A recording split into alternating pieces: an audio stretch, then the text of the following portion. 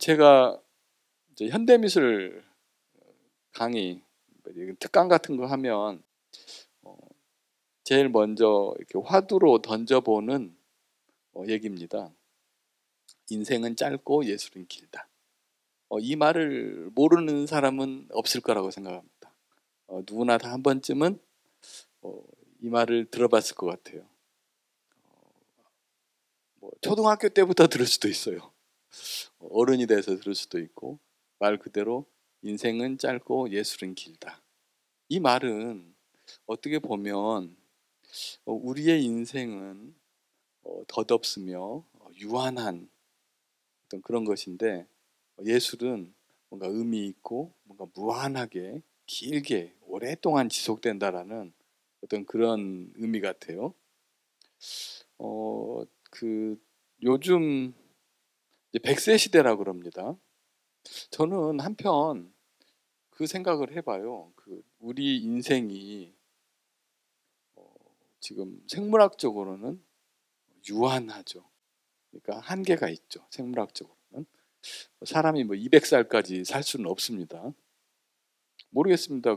이 앞에 줄기세포 뭐 그런 얘기들이 이제 많이 화제에 오르면서 우리 사람은 사실 신진대사가 계속 이렇게 뭔가 작용을 하면서 끊임없이 재생을 시켜가면서 저 어릴 때는 성장을 하죠. 어른이 될 때까지. 그리고 어른이 되면 그때부터는 그 성장세포, 신진대사 이런 것들이 점점 느려져 가면서 이제 노화 현상이 일어나고 종래에는 기능을 이제 조금씩 약화되죠. 눈이 멀어지고 미각도 옛날 같지 않고 이가 빠지고 뭐 저 나이에 비해서 좀 일찍 이 헤어가 좀 많이 없어졌는데 그러면서 이제 우리의 삶이 멈춰요. 또 재밌는 게 우리가 이제 죽으면 이제 삶이 끝나는 건데 어, 빈손으로 왔다 빈손으로 간다 그 얘기도 많이 합니다. 저는 그 부분을 참 다행이라고 생각합니다. 우리가 죽을 때 뭔가를 일어났던 모든 것을 가지고 갈 수 있다면 세상이 더 험할 것 같다는 생각을 해봐요.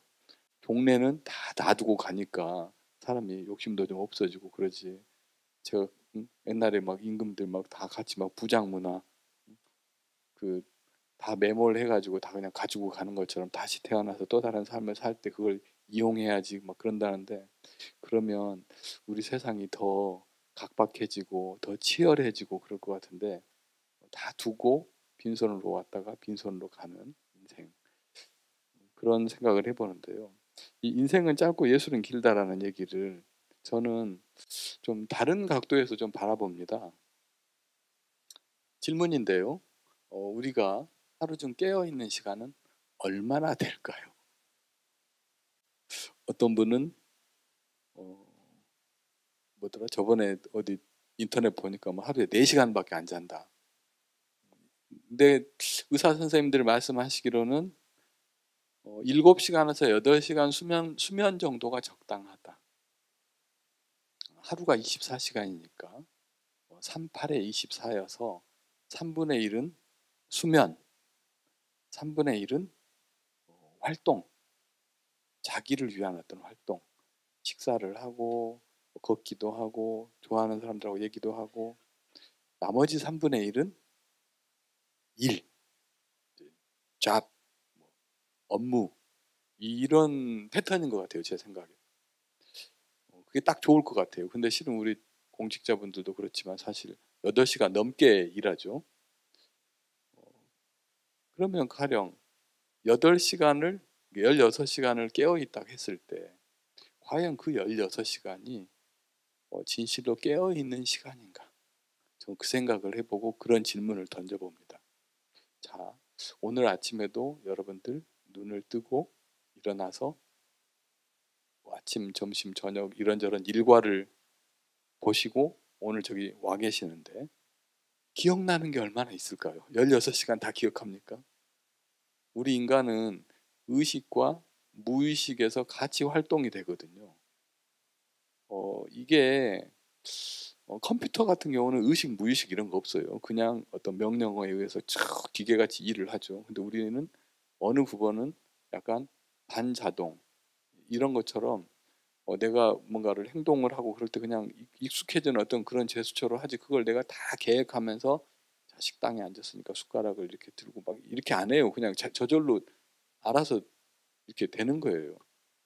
제가 이 말씀을 드리는 건 우리가 어떻게 하면 8시간 자고 16시간을 깨어져 있다는데 이 16시간을 오롯이 나를 위해서 쓸 수 있을 것인가? 그러니까 이 얘기를 다시 해보면은요. 인생은 짧다겠는데 과연 100살까지 산 사람과 60살에 돌아가신 분과 그 두 분의 인생이 누가 더 긴 인생을 살았는가는 또 좀 다른 각도에서 봐야 된다는 생각을 해봅니다. 100살을 사셨는데 개미 채바퀴 돌듯이 자기 의지하고는 상관없이 무언가에 의해서 계속 그냥 내가 하고 싶은 일도 못했었고 그냥 막 무의식적으로 뭔가를 하고 뭔가 시키는 일 하고 그냥 기계적으로 막 뭔가 한 것하고 짧은 인생을 살았지만 내가 정말 해보고 싶었던 것, 내가 나누고 싶었던 사람들과 시간 보내고, 내가 보고 싶은 책 보고, 내가 가고 싶은 곳 가보고, 내가 하고 싶은 일 하고 이랬던 짧은 인생과 저는 이 시간이라고 하는 개념도 그냥 단순하게 시계는 정확하게 1초, 1초, 1초 이렇게 가지만 우리의 삶에 그것을 그 기준으로는 볼 수 없다라는 생각을 해봐요. 짧게 살더라도 정말 삶의 주체로서 뭔가 하고 싶은 일 하고 문화적인 어떤 일도 보고 막 어떤 이렇게 가는 게 훨씬 긴 인생을 살았다는 생각을 해봐요. 예를 들어서 과거에 표현이 좀 그렇습니다. 원시인들. 근데 이제 원시인이란 우리 호모사피엔스, 우리 인류, 과거의 인류와 오늘의 인류 문화적인 환경은 다르죠. 오늘날 이 문화라고 하는 것이 우리가 즐기려고 생각하면 한없이 많은 것들이 존재합니다. 어, 일단은 어떤 의식주와 관계된 것도 옛날에는 더 심플했죠. 삶 자체가. 먹는 것도 입는 것도 어떤 일상의 어떤 그 공간 자체도 만나는 어떤 존재들도 과거에는 태어난 곳에서 자라고 거기서 좀 뭔가 일을 하고 영위하고 그러다가 대부분 거기서 삶이 멎는 것으로. 근데 요즘은 엄청나게 다니죠 우리가 여러 상황에서 어, 내가 즐기려고 마음을 먹으면 영화, 음악 뭐 다양하게 많이 있습니다. 그렇다고 생각하면 요즘 현대인들은 그럼 과거에 계시는 분들보다 정말로 문화적인 삶을 살고 있는가? 늘 깨어있는 자세로 뭔가 내 삶의 주체로 대해서 또 살고 있는가? 그건 아닌 것 같아요. 우리가 더 편해지고 더 나를 위해서 많은 시간을 갖고자 여러 가지 뭐 과학이라든지 뭐 농업이라든지 뭐 여러 것들이 우리가 더 좋은 삶, 행복을 추구하자고 발전시키고 그랬지만 정작 과연 정말 행복하고 내가 더 자유로운가? 이 스마트폰만 하더라도 우리 어렸을 때 나중에 이제 미래에는 예를 들어서 저 초등학교 때 미래에는 사람들이 무슨 뭐 휴대용 전화기를 늘 갖고 다니면서 막 편하게 아무 때나 소통하고 근데 이 휴대용 전화기 저 지금 방금 스마트폰 꺼놨는데요. 이게 전화 통화만 합니까? 이걸로 뭐 여러 가지 일을 보죠. 근데 어쩔 땐 저 스스로도 내 전화기 어디다 뒀지? 갑자기 막 불안해지고 전화기를 꺼놓으면 누가 연락 오면 어쩌지? 뭔가 이 더 노예가 된 것 같은 우리가 편하고자 만들어 모든 것들 행복하게 살자고 만들어 놓은 모든 것들이 더 우리를 옥죄고 우리를 더 깨어있지 못하게 하는 그런 게 아닌가라는 생각을 해봐요.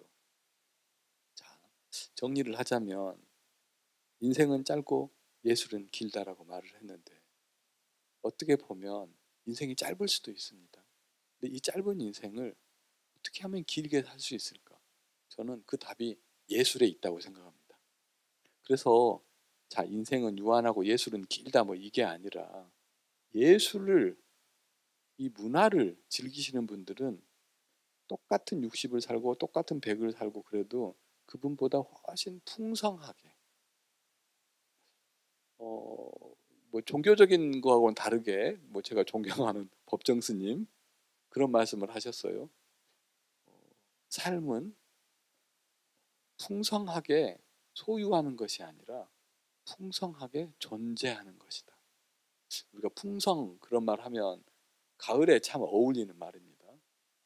그래서 이 가을에 여러분들 풍성하게 존재하려면 좋은 음악 듣고 좋은 영화도 보고 좋은 분들하고 약주도 할 수도 있고 차도 마실 수도 있고 좋은 단풍도 보러 가고 이렇게 나를 위해서 시간을 써야 돼요.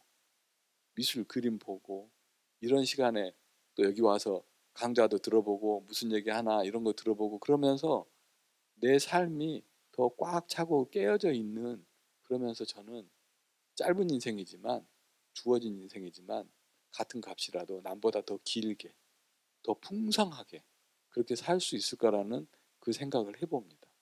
그래서 저는 여러분들이 미술관 다니고 연극 보러 다니고 음악 듣고 이러면서 진정한 나 자신을 올곧하게 만나는 그런 시간이지 않는가. 그래서 사실 미술이 제일 쉽습니다. 뭔가 우리가 즐기려고 마음 먹으면 미술관 많죠. 뭐 예술의 거리 가도 있고 뭐 이렇게 저렇게. 오늘 하는 얘기가 그런 얘기입니다. 미술은 어렵지 않고 미술 우리가 즐길수록 짧은 인생을 더 재밌게 사는 그게 연습이 돼요. 그 미술 그림 보면서. 그 연습을 하면서 내가 깨어있는 연습이 되면서 삶을 누구보다도 더 풍성하게 살 수 있는 그런 생각을 해봅니다. 동의하실 거라고 믿습니다. 자, 또 뭐 재밌는 얘기인데요. 사람은 성장은 혼자 있는 시간, 남이 아닌 자기 자신과 소통하는 과정에서 이루어진다. 하루 동안 있었던 자신의 느낌을 노트에 적어 내려갈 때, 업무와 무관한 책을 읽으며 생각을 잠길 때, 산책을 하며 자신에 대해서 고민해 볼 때, 우리 저번 시간에 우리 한국화 하시는 선생님들 그림 그리고 자연을 보고 지금보다도 훨씬 문화적이지 않은 어떤 그 문명 안에서도 너무도 문화인스럽게 자기 자신을 들여다보고 내면의 자기 나를 만나고 그런 어떤 우리 훌륭한 전통이 있습니다. 그러니까 결국에는 사람은 자기 시간을 가져야 돼요. 나를 들여다보는 시간. 그러면 다른 것들은 소소해진다고 저는 생각합니다. 그러면서 뭔가 이 짧은 인생이 길어지고 풍성해지리라는 생각을 해봅니다. 오늘 이제 작품을 하나 볼 텐데요. 제가 여러분들한테 작품이라고 했는데 이 작품의 제목은 백남준 작가님의 TV 부처라는 작품입니다. TV가 있고 부처님이 계세요. 그리고 카메라가 있고 사실 이게 TV 모니터죠. 이 작품은 현재 암스테르담 스테딩 미술관에 소장이 되어 있습니다. 백남준 쌤이 이 작품을 이거 하나만 했나 이건 아니에요. 이 TV 부처를 여러 개를 만들었어요. 실은 이 부처는 백남준 선생님이 직접 흙으로 깎고 다듬고 해서 주물을 떠서 그렇게 한 건 아니죠. 그냥 골동품상 같은 데서 있는 부처상을 구한 겁니다. 이 TV도 기성품이죠. 어떤 회사에서 만든 초기 모델이에요. 그 진공관, 브라운관에 약간 붕어 눈처럼 이렇게 된 이게 이제 그 CC 카메라 같은 거죠. 그래서 이 작품은 어떻게 구성이 되어 있냐면요. 백남 아니 이 백남준 선생님 이 작품이 이 부처님이 자기 자신을 바라보고 있는 겁니다. 저는 이 작품을 보면서 진짜 뭐랄까 대단하다. 대단하다 정말. 어쩌면 이렇게 명쾌하게 아주 단순하게 어떤 그 예술적인 어떤 하나의 주제를 딱 던져낼 수 있을까? 제가 전부터 저번 시간 뭐 가끔 그런 얘기를 제가 잘 하는데 예술에는 정답이 없습니다. 정답 찾으려고 하면 안 돼요. 정답은 없어요. 어쩌면 우리 삶에도 정답이 없을 거라는 생각을 해봅니다. 정답은 없고요. 모범 답안이 있죠. 답에 가까운 답일 것 같은. 근데 저는 이 작품 보면서 여기 써졌죠. 마치 소크라테스가 너 자신을 알라. 그 갑자기 또 하나 질문해 보고 싶은데요. 여러분들 하루에 거울을 몇 번이나 보시는지 모르겠습니다. 이게 지금 부처님이 거울 보고 있는 거하고 똑같아요. 거울을 딱 보고 있는데 저는 또 잘 살려면 좀 거울을 자주 보는 것도 중요하다고 생각해요. 거울을 본다라는 게 그냥 단순하게 내 얼굴을 본다라는 게 아니라 나를 보면서 내가 어떤 생각을 하고 어떤 삶을 살고 뭘 해야 되고 뭔가 오늘은 또 뭘 하고 뭔가 좀 이렇게 가꾸고 막 그럴수록 더 자기 자신도 소중해지고 뭔가 그 삶의 의미가 있어진다라고 생각하는데요. 이게 그 명상을 하는 부처가 TV에 나타난 자신의 모습을 끊임없이 이게 재밌는 게요. 또 어, 우리가 그림을 말할 때는 평면 예술이라고 하죠. 2차원적인. 근데 이제 평면 예술에서 우리가 저번 시간에도 얘기했지만 큐비즘 이런 것들은 그 하나의 그림 안에 과거와 미래와 현재 막 이런 게 뒤섞여 있는 어떤 그런 큐비즘 같은 작품들. 이 작품 같은 경우는 끊임없이 어떤 현상처럼 작동이 되고 있어요.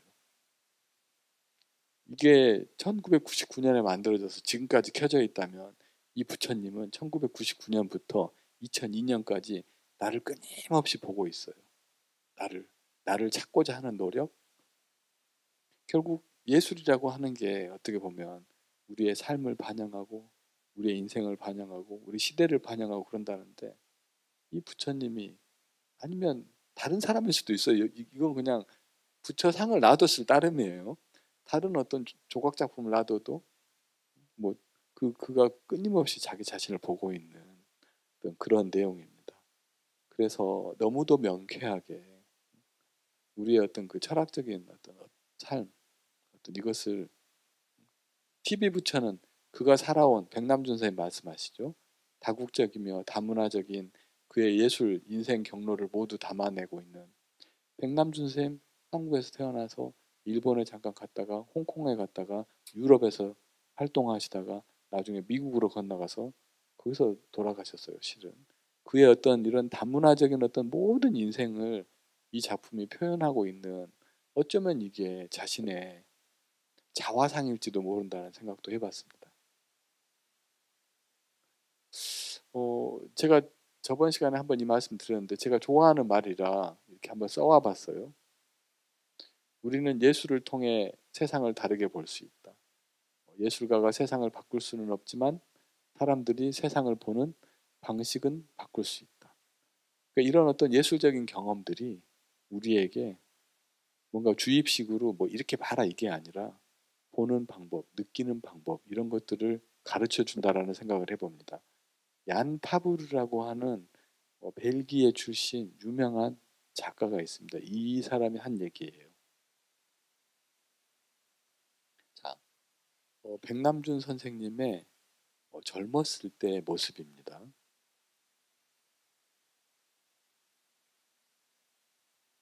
뭐랄까 이제 나중에는 돌아가셨어요. 사실 이 사진 굉장히 젊었을 때 사진이고, 저는 미술을 하는 사람으로서 우리 미술 분야에 여러 천재들이 있는데 정말 우리 백남준 선생님은 천재인 사람이에요. 천재.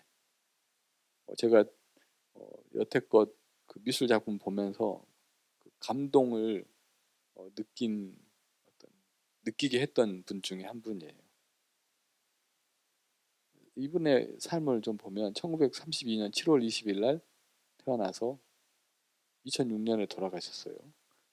우리가 그 뭐 백남준 선생님 하면은 비디오 아트의 창시자라는 말을 씁니다. 그 말이 제일 유명해요. 백남준 하면 비디오 아트의 창시자. 요즘 우리 현대미술 비디오를 뺄 수가 없거든요. 옛날에 화가들은 붓과 전과 끌과 뭐 물감과 이런 걸로 했다면 요즘 젊은 작가들은 기록을 비디오로 합니다. 카메라로 하고. 근데 그 비디오 아트를 만든 사람이 백남준 쌤이고, 우리 한국인 출신 작가 중에 제일 유명하신 분이 또 백남준 쌤이세요. 작품도 엄청나게 많이 하셨고, 여기 그의 작품에는 선불교, 샤머니즘, 주역, 도교 등 아시아의 종교적 요소가 용해되어 있으며 종교를 통한 깨달음을 자신의 예술에 반영해 새로운 예술을, 형식적으로는 현대미술을 그렇게 해서 발전시키신 분이에요. 자, 이 작품이 다다익선이라고 하는 작품입니다.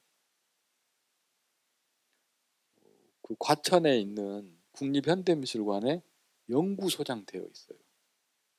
여기 계신 분 중에 보신 분도 있을 거라는 생각을 해봅니다. 1986년에 과천의 국립현대미술관이 개관합니다. 그 1988년에 서울올림픽이 있었죠. 1986년에 아시안 게임이 있었습니다. 사실 그 문화사적으로는 아시안 게임, 서울올림픽 이런 것들이 우리한테 참 많은 변화를 안겨줬습니다. 이제 저는 미술하는 사람이고 뮤지엄에서도 좀 오랫동안 일을 했었고 그쪽 전문가고 그러는데, 사실 우리나라에 미술관이 급격히 많아지고 자리 잡게 된 건 아시안 게임, 88 올림픽 이게 계기가 됩니다. 그 전에 국립박물관, 국립미술관 이런 것들이 좀 애매했었어요, 상황이.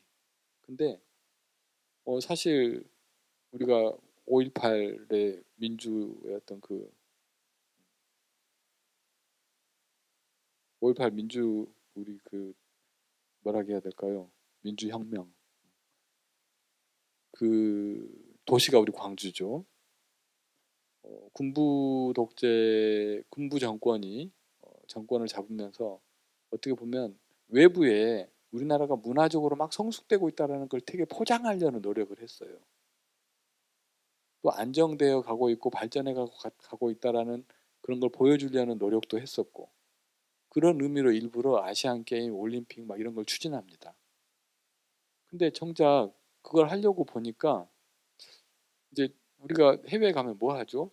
박물관 같은 데 많이 가잖아요. 근데 서울에 올림픽 딱에서 오면 외국 사람들이 어디를 갈 것인가? 뭔가 문화적인, 관광적인 어떤 그런 인프라가 너무 부족한 거예요. 그러면서 갑자기 막 미술관 만들고 막 국립극장이니 뭐니 막 이런 것들이 생겨납니다. 그 뒤로. 전국에 이제 그런 인식이 싹트고. 그래서 86년에 국립현대미술관 만들어졌는데 이 작품은 88년에 1003개의, 이게 TV 모니터거든요. 하나하나가 다 1003개예요. 근데 이게 10월 3일, 1003이라는 숫자가 10월 3일, 10월 3일이 어떤 날이죠? 아직 안 왔죠. 쉬는 날입니다. 개천절이에요. 백남준 쌤이 개천절을 기념해서 하늘이 열렸다라는 어떤 막 이 개천절해서 다다익선이라는 이 작품을 국립현대미술관에 기증을 했어요. 근데 이 백남준 쌤의 이 작품을 보면 저는 바벨탑이 생각나요. 바벨탑. 바벨탑이 어떻게 보면 인간이 신의 존재를 의심해서 인간이 교만해진 거죠. 신의 존재를 의심해서 하늘 높이 한번 올라가 보자. 정말로 구름 위에 신들이 있는지. 근데 신께서 노하셔서 천둥과 번개를 치고 그걸 허물어뜨리죠.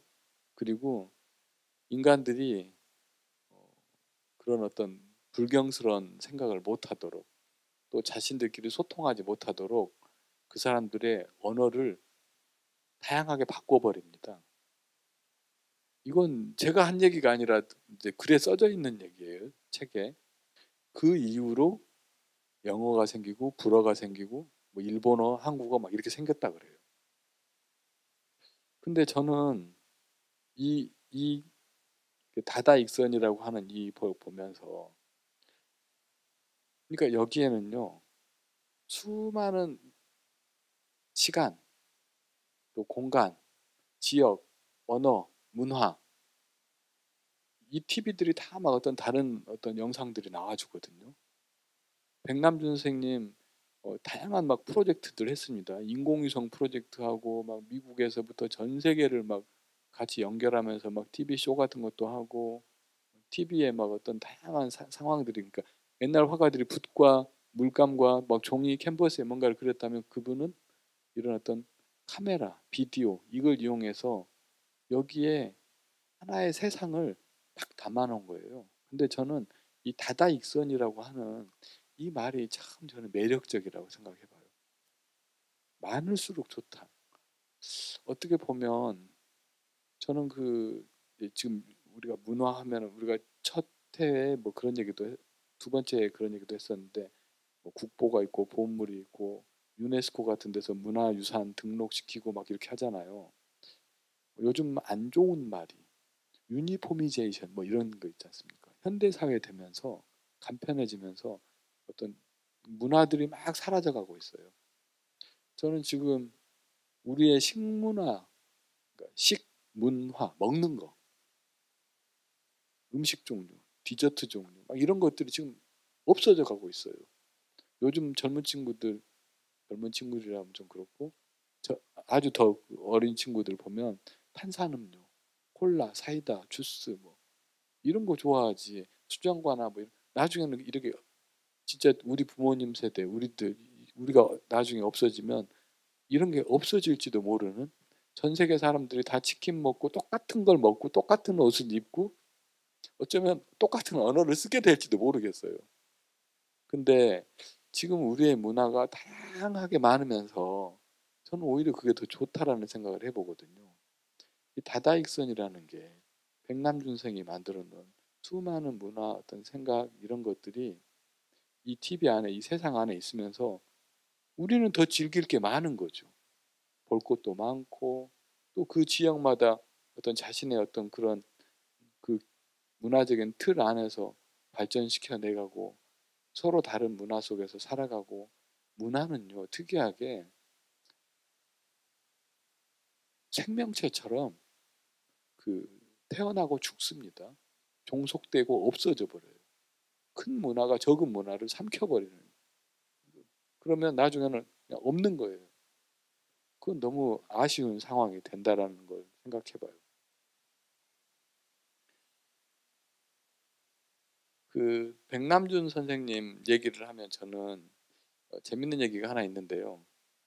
제가 고3 때 백남준 선생님 TV에서 처음 봤어요.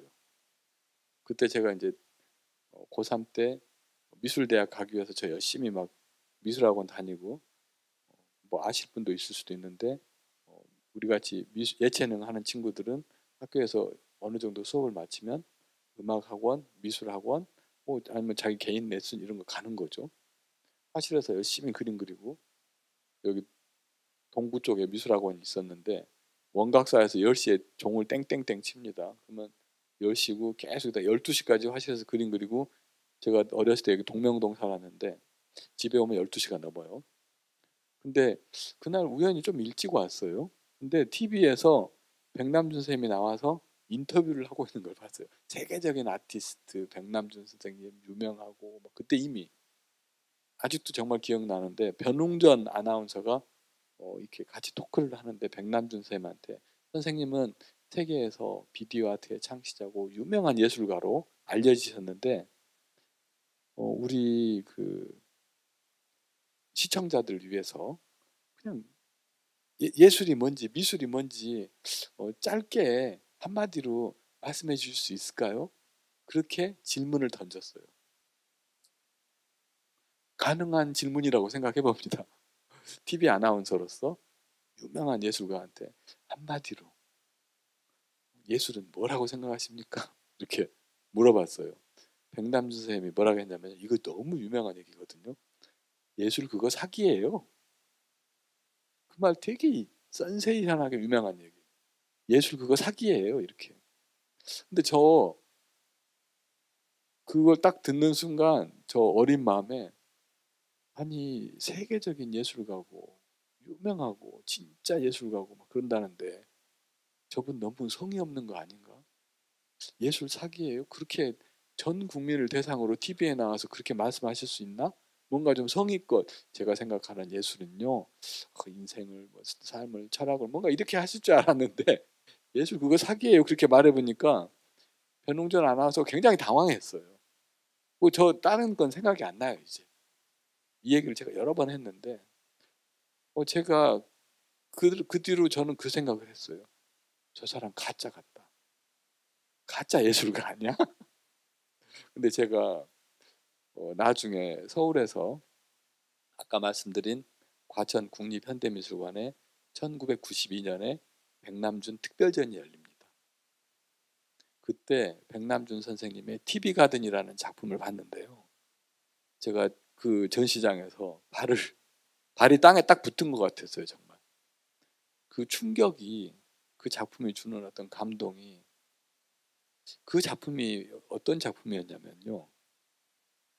여러분 여기 TV에 이렇게 주사선이 이렇게 켜져 있죠. 그냥 이거 보는 건데, TV 가든은 거의 이거보다 조금 더 좁은 공간에 화분이라든지 나무 막 이런 게 잔뜩 있었어요. 그리고 TV들이 어떤 건 정면, 어떤 건 하늘, 어떤 건 막 엎어져 있고 막 TV가 막 이렇게 있어요.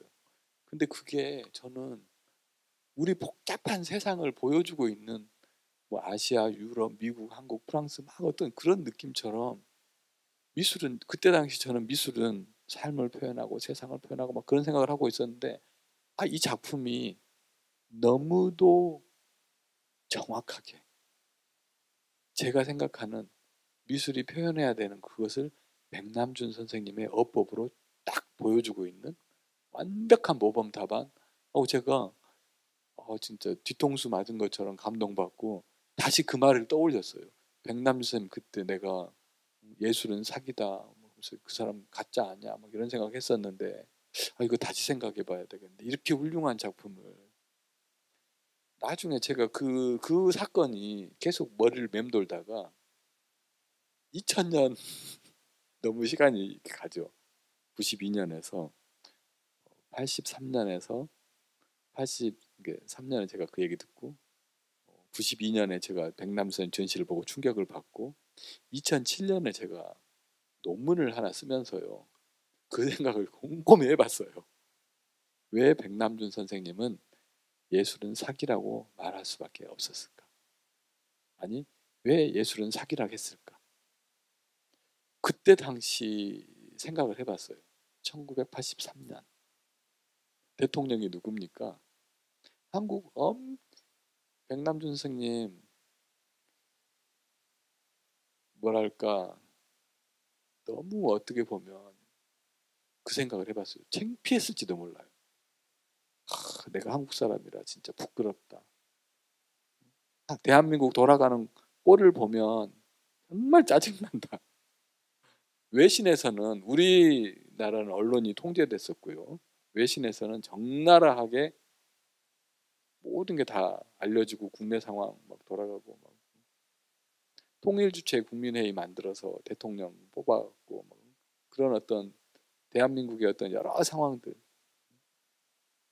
거기 와서 TV에서 내가 유명해지니까 뭐 그냥 막 쫓아와가지고 뭐 막 엄청 대접해 주는 것 같으면서 막 대가 선생님 뭐 한 말씀 해주시죠 막 걷다 대고 예술 그거 사기예요 그냥 성의 없이 네. 저는 그렇게 생각됐어요. 그래서 이분다운 표현이다. 거기서 뭘 TV에서 얘기합니까? 짧은 언어로. 그래서 제 스스로 그때 당시 정치 상황이 그때 당시 한국이 백남준 선생님으로 하여금 그렇게 말할 수밖에 없었겠구나 그런 생각을 해봤어요. 자, 제가 이제 미술 얘기를 최대한 쉽게 하려고 이제 풀어내보고 있는데 미술 어렵죠?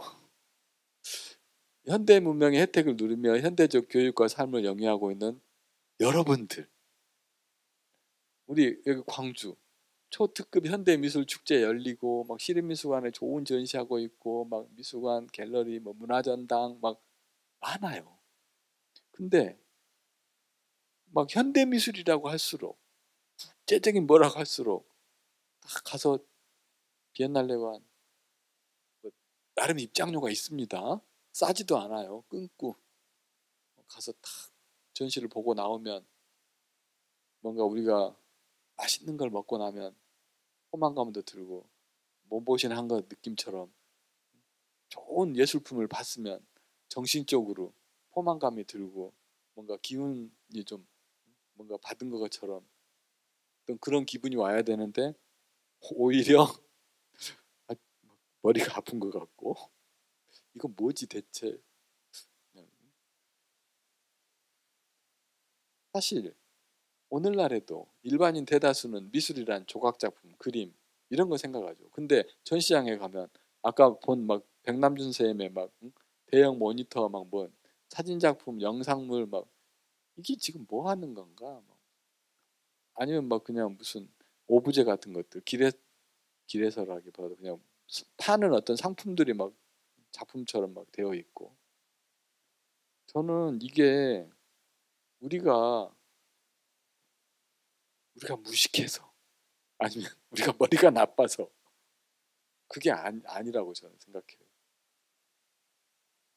여기 어찌된 내용인지 우리 일반인들은 미술 전시장에만 들어서면 꿀먹은 벙어리 자신의 관점을 보면서 자신의 관점에서 작품을 보고 뭔가를 얘기도 할 줄 알고 막 그렇게 소통해야 되는데 자 우리 영화관을 나오며 주인공의 멋진 대사나 TV 같은 것도 보더라도 TV 보면서 저희 어머니 정말 TV 주말 드라마 뭐 저 막 욕을 막 해요. TV 보면서 막 그 실제처럼 막 뭔가 코멘트를 하고 막 뭔가 자기 의사를 막 오피니언 막 말하고 근데 사실 우리 미술 보면서 그래야 되거든요. 근데 그게 왜 그러냐면요. 우리나라 미술 교육이 감상 교육이 안 되어 있어요. 사실은 우리가 미술 교육이 문제가 많습니다. 어렸을 때 미술 시간에 뭐 했습니까? 선생님이 이렇게 자 준비물 뭐뭐뭐뭐 갖고 와. 갖고 이제 미술 시간. 저는 어려서 미술 시간 되게 좋아했어요. 제가 미술을 또 잘 그렸고 제가 또 이렇게 시간 끝나면 선생님 걷어가요. 그래갖고 잘 된 건 또 뒤에다 붙여주는데 제 그림은 늘 좋은 자리에 선생님 붙여줘요. 잘 그려놨으니까. 저는 미술 시간이 즐거워요. 근데 그래서 미술 시간 기다리고. 근데 어떤 친구들은 뭐 재미없어요. 또 이게 또 가정 형편이 안 되는 친구들도 있어요. 요즘은 학교에서 막 어느 정도 막 다 대주는데 누구는 뭐 왕자표 크레파스 24가지 색깔 좋은 거 딱 갖고 오는데 누구는 한 6가지 기본 색상 뭔가 빈부격차 막 느껴지고 소외감 들고 어떤 그런 미술 시간. 근데 서양은요, 미술 시간이 어쩌냐면요, 미술 시간 2시간이면 1시간 열심히 그림을 그립니다. 선생님이 자, 오늘 지난 주말에 있었던 일 우리 그려봅시다. 그림 그려요. 그리고 나서 한 사람씩 얘기를 해요. 그림을 딱 펼쳐 들고 저는 이번 옆에 주말에 어쩌고 막 이렇게 하고 뭐 했었는데 이게 그걸 표현한 거고 막 이렇게 그림을 그리면 걔네들은 이걸 왜 그렸고 이게 무슨 내용이고 그걸 늘 얘기를 하고 소통하는 시간을 가져요. 그리고 미술관, 박물관 이런데 여러분들도 보셨을 수도 있는데 서양의 유명한 미술관, 박물관 가면 그냥 막 아이들이 막 2, 30명씩 와갖고 앉아서 선생님한테 설명 듣고 있어요. 이 작품, 이거 그 드라크루아의 뭐 민중을 이끄는 자유의 여신은 어쩌고 메두사의 뗏목은 어쩌고 막 얘기를 해주고 막 손들고 질문하고 막 그러면서 뭔가 그 미술을 읽어내는 그것을 기르거든요. 근데 우리는 그냥 미술 시간도 뭐그 시험도 외우듯이 수채화는 뭐고 한국화는 뭐고 뭐서 어쩌고 뭐 이런 식으로 뭐 그렇게 이거 그림은 사실 제가 여러분들한테 지금 한국말로 말하고 있죠. 제가 여기서 에티오피아 말을 한다. 그러면 저 혼자 떠들고 여러분들은 아무 말인지 이해가 안 될 거 아닙니까? 이 미술도요 언어예요, 실은. 우리가 언어가 제일 간단한 언어 뭐가 있을까요? 바디랭귀지. 언어거든요. 표현하는 어떤 방법이고 이 미술도 우리가 이제 전문가들은 이렇게 말하죠. 조형 언어. 조형적인 어떤 내용을 다루는 조형 언어, 미술 언어. 음악도 언어가 있습니다. 여러분 음악 들으면 슬픈 감정이 느껴지고 기쁜 감정이 느껴지고 댄스를 하고 싶고 뭔가 어쩔 땐 장엄하고 그게 있잖아요. 그런 어떤 느낌들이. 그게 추상적인 어떤 감성까지도 표현하고. 근데 우리가 그걸 익숙치 않은 거죠. 그 언어에 대해서. 우리가 영어 못하면 돈 주고 영어 학원, 회화 학원 다니면서 배우잖아요. 미술도 어느 정도는 익혀야 됩니다. 여러분들이 이제 일단은 많이 봐야 돼요. 보다 보면은 갑자기 좋은 작품, 마음에 든 게 있어요. 그러면 어때야 될까요? 그냥 그 잊고 가면 안 돼요. 집에 가서 찾아봐야 돼요. 자, 봤더니 뭐 백남준, TV 가든 이게 뭐지? 인터넷 검색하면 유명한 작품 다 나와요. 백남준이라는 사람은 어떤 삶을 살았는가? 의재 선생님은 어떤 삶을 살았는가? 왜 이분이 탐해 사상이라고 하는 사상을 전파하려고 했었고 우리 남도에 살면서 정신적으로 왜 스승으로 불리는가? 그러면서 작품들이 달리 보여요. 그때부터. 아는 것만큼. 그래서 일단은 많이 보고 발품을 팔고 내가 좀 공들여서 요즘 이제 저는 아트페어 담당하고 있고 막 뭐 이러고 하고 있는데 그 아마추어들이 더 전문가 같아요 요새는. 우리나라 사람들이요 옛날 김연아 선수가 올림픽 2관왕을 했었죠. 그때 시절에 막 하다 보면 택시 기사님들까지도 트리플 악셀이 뭐고 다 외워요. 우리나라 사람들은요 그 좀 특이한 뭐랄까 뭐 버릇은 좀 그렇고 특이한 뭐 습성이랄까 아무튼 내가 뭔가에 빠지면 막 파고 들으면서 거의 반 전문가예요. 어쩔 땐 뭐 예를 들어서 이제 연세 있으신 분들 뭐 류마티스 관절염 뭐 이런 거 안 좋아지시잖아요. 의사보다 더 잘 알아요. 어떤 분들은 모이면 그냥 그거 말이야. 내가 그러니까 요즘은요 우리 그 미술품 컬렉션 하시는 어떤 컬렉터님들 보면 미술 박사 받은 사람들보다 더 많이 알고 현장에 더 쫙 끼고 있고 가격이 호당 가격이 어쩌고 누구 요즘 누구 것이 뜨고 있고 아주 막 그걸 그러면서 즐기고 있더라고요. 자, 이 미술은 근본적으로 세상과 아주 다른 내용이 아니에요. 미술 딱 보면 다 세상 얘기예요. 저번 시간부터 오늘까지 다 세상에 이런저런 우리가 살고 있는 세상을 표현하고 우리와 관계 맺고 공존하는 또 다른 대상들을 묘사하고 다 그런 내용. 시대가 발전하고 삶의 모습이 변하듯이 근데 이제 이게 새로운 기법, 새로운 언어, 새로운 재료, 새로운 연필이 만들어진 거예요. 그 새로운 연필이 카메라고 새로운 연필이 컴퓨터고 뭐 그렇게 된 겁니다. 요즘 그 젊은 친구들은요, 젊은 친구 아니고 어린 친구들. 제 딸도 그렇더라고요. 저 그 친구한테 스마트폰은 어떻게 사용하는 것이다. 가르친 적 없어요. 근데 마치 걔는 뱃속에서부터 배워갖고 온 것처럼 자연스럽게 다뤄요. 근데 예를 들어서 우리 아버님, 어머님한테 얼마 전에 우리 장모님이 폰을 바꿨습니다. 뭐지? 그 폴더형 딱 열리는 거에서 스마트폰으로 바꾸셨어요. 근데 제 차가 가서 바꿔드렸어요. 엄마 그 전화기 바꾼다는데 뭘로 바꿀까? 그랬더니 너희들 쓰는 거 있잖아. 그 스마트폰인가. 나 그거 좋아 보이더라.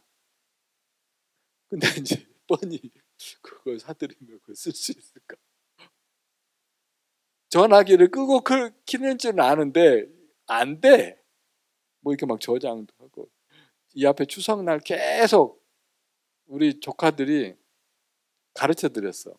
전화기는 어떻게 끄고요, 어떻게 켜고요, 문자는 어떻게 뭐 계속 그걸 얘기하고 그러면서 근데 이제 아이들은 그걸 아까 제가 말씀드린 것처럼 안 가르쳐줘도 처음부터 요즘 젊은 친구들이 당연히 연필, 붓, 힘든 조각도 그거보다도 카메라라든지 비디오라든지 스마트폰으로 찍어서 이거 편집해서 그렇게 익숙해졌어요.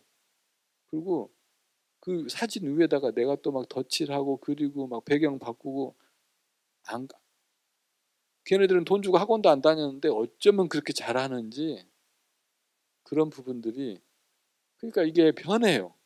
여러분들 우리 현대 미술이 언어도 변하고 기법, 이 표현 방법이 더 쉽게 설명하자면요. 요즘 어린이들, 청소년들이 쓰는 언어가 있어요. 막 완전히 줄여가지고 뭐 여러 예가 있는데 어른들 우리 모르잖아요. 그래서 자, 미술은 어떻게 보면 그렇기 때문에 그것이 다른 기법으로 된 것이지 본 내용은 똑같습니다. 그림이나 조각이나 비디오나 다 그걸 생각하면서 미술을 현대 미술을 바라보면 조금 다르게 더 폭넓게 이해하실 수 있어요. 다른 작품 하나 보여드리는데요. 제가 두 번째로 좋아하는 작가입니다. 빌 비올라라고 하는 사람인데요. 이 작품은 1996년 우리 광주 비엔날레 때 전시가 됐던 작품이에요. 빌 비올라의 더 크로싱이라는 작품인데 저는 사실 이 작품을 한국에서 보지 않았었고 유럽에 있는 무슨 큰 성당에서 이 작품을 봤는데 이게 지금 화면이 두 개입니다. 한 사람은 불 속에 있고 한 사람은 물 속에 있죠. 불과 물. 이 작품이 어떻게 설치가 되어 있냐면요. 현장에서는 이런 넓은 공간에 이쪽에 커튼처럼 쭉 내려와 있고 저쪽에 커튼 하나가 내려와 있어요. 공간에 커튼이 내려와 있어요. 근데 그 커튼이 크기가 죄송합니다. 그 커튼 크기가 요거 이렇게 길게 요만한 커튼이에요. 요 화면 이렇게 꽤 크죠. 하늘에 딱 매달려 있어요. 근데 이제 사람들이 이렇게 딱 공간에 들어오면 커튼이 있는데 이게 커튼이 뒤에서 빔 프로젝터라고 극장에서 영사기 있죠. 그걸 빛을 쏘는. 근데 그때 당시 기술이 뭐가 나왔냐면요. 자, 선생님들 이거 보면 여기에 지금 이게 TV가 아니라 여기에 있는 저거 빔 프로젝터가 여기다 극장처럼 빛을 쏘는 거잖아요. 근데 이 뒤에 보면 아무것도 없어요. 뒷면은 시커매요. 근데 그때 이 90년 중반에 뭐가 나왔냐면요, 리어 스크린이라고 하는 새로운 스크린이 나옵니다. 그 리어 스크린은 빛을 여기다 비추잖아요. 그럼 뒤에서 보나 앞에서 보나 똑같이 보여요. 저 그거 보고 되게 놀랐어요, 처음에. 그것이 앱손이라고 하는 회사에서 막 만들었는데요. 가로 세로 1cm 1cm 해갖고 그것이 얼마여갖고 1m 2m면 엄청 비쌌어요, 처음에 나왔을 때. 근데 그 천에다가 이 화면을 쏩니다. 두 개를. 이쪽에 하나, 이쪽에 하나. 그래갖고 어떻게 된 내용이냐면요, 사람이 저쪽에서 뚜벅뚜벅뚜벅 걸어와서 화면에 딱 섰을 때 밑에서 불이 피어올라요. 점점 커져요, 불이. 그래서 나중에는 이 화염이 사람을 완전히 감싸고, 화염이 사그러들었을 때는 아무것도 없어요. 비어 있어요. 사람이 나타나서 불에 타서 소멸돼서 없어진 것처럼. 자, 이거는 똑같습니다. 똑같은 옷이고 똑같은 사람이에요. 사람이 걸어오고 물이 딱 이 정면에 섰을 때, 우리 앞에 마주 섰을 때 물이 한 방울, 두 방울, 세 방울 떨어져요. 그러면서 나중에는 물 속에 사람이 갇혀갖고 나중에는 물만 보이다 나중에 물이 떨어졌을 때 아무것도 없어요. 우리의 삶이 어디에서 와서 어디에서 사라지는 거죠. 자, 우리는 동양에서는 그 오원소라고 그러죠. 화, 수, 목, 금, 토. 일월은 해와 달이고 음과 양을 뜻해요. 화, 수, 목, 금, 토. 그 5개가 오원소가 돼서 이 세상을 이루고 있죠. 서양에서는 4가지 원소로 세상은 구성되어 있다고 합니다. 물과 바람과 흙과 불. 이렇게. 나무는 아니에요. 우리는 목이 있는데. 근데 옛날에 그 룩베송 감독이 만든 오원소라는 영화가 있었죠. 그 오원소는 이제 5번째 원소는 사랑이다 뭐 이런 그런 게 영화가 있었는데, 이게 마치 그 삶과 죽음, 그 논리를 빌비올라는 비디오라는 이 매체를 통해서 우리의 삶과 죽음을 보여줘요. 사람이 태어나고 죽고 어떤 그런 내용. 빌비올라 선생님의 모습이에요. 이건 조금 옛날 사진입니다. 이게 좀 특이한 게 여기 묵주 같은 걸 하고 있죠. 굉장히 종교인 같은 어떤 그런 분위기가 좀 느껴져요. 저 실제로 만난 적도 있어요. 이 사람은 1951년생이고 뉴욕 태어났고, 백남준 선생님이 비디오 아트의 아버지, 비디오 아트의 창시자라고 불리면, 이 사람은 비로소 비디오 아트를 정말 그 비디오 아티스트들이 완전히 뭔가 활동하게 됐고 막 뮤지엄에 막 컬렉션 되고 그런 어떤 대표 선수. 소니, 지금은 삼성이 소니보다 훨씬 잘 나가죠. 소니로부터 엄청난 장학금을 받으면서 작품을 사고 팔고 제작하고 어떤 그런 위치에 올랐어요. 우리 국립현대미술관도 이 사람 작품을 막 사고, 빌비올라의 작품을 보면 자연과 싸우는 어떤 형상, 깊은 물속에 빠지거나 불길에 막 자연의 어떤 뭔가를 견디는 막 어떤 그런 내용의 작품들이 많습니다. 근데 그게 또 다 이유가 있어요.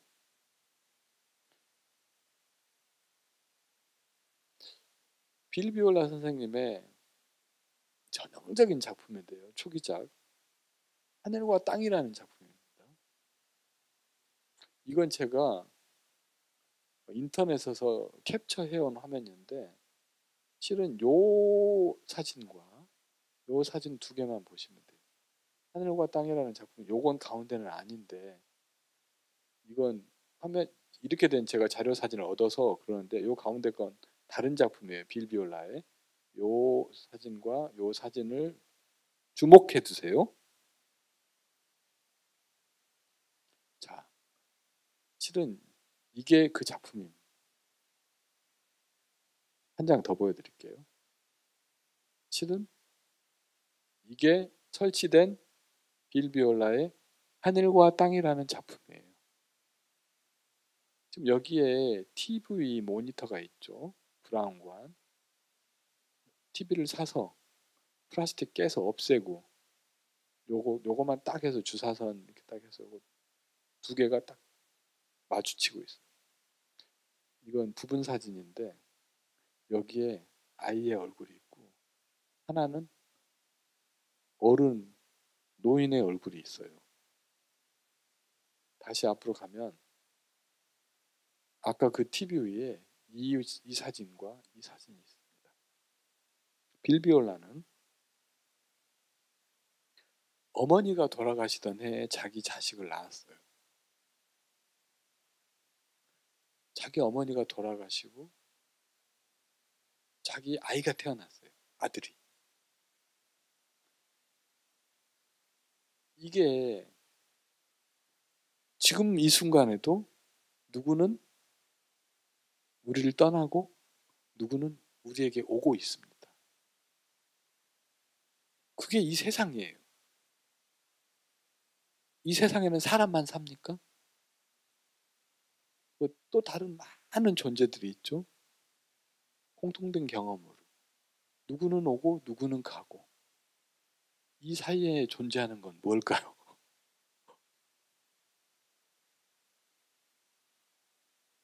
이 두 개의 기계, TV 모르겠습니다. 가격이 뭐 20만 원인지 30만 원인지 아무튼 물건으로 따지면 그렇지만 이 안에 그 메시지가 그 이미지가 갓 태어난 아이의 얼굴과 정말 이제 막 떠나시는 글쎄요 저는 아직 이렇게 뭐 제가 어떤 분이 제 곁을 떠나는 그런 걸 실제로 본 적은 없습니다. 근데 제 가까운 선배 하나가 제가 하루 전에 봤어요. 근데 정말 그때 암이었는데 진짜 뼈하고 피부만 남아 있었어요.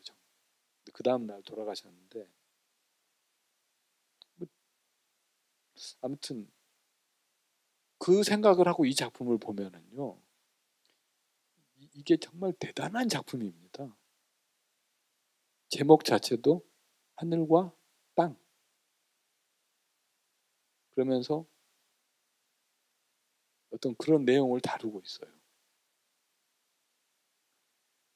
다른 작품에 대한 어떤 영상들인데요.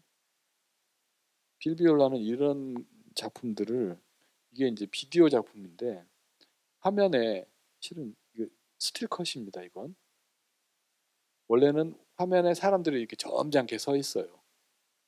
양복 입고 가방 들고 뭐 어린아이도 있고 젊은 뭐 어른도 있고 이렇게.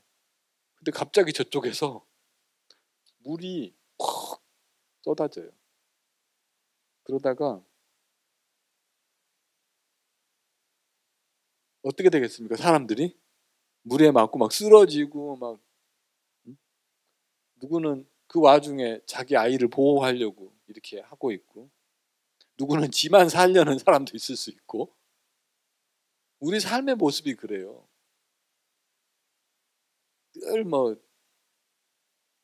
늘 해만 떠 있습니까? 비도 오고 눈도 오고 막 살다 보면 거기서 누구는 남을 챙기고 가족을 아끼고 뭔가 또 누구는 나만 잘 살면 된다라는 또 그런 마음으로 이기적인 근데 그게 그 영상에 여러분 혹시라도 시간이 되시면 여러분들 좋아하시는 유튜브 빌비올라 검색하면 많이 나와요.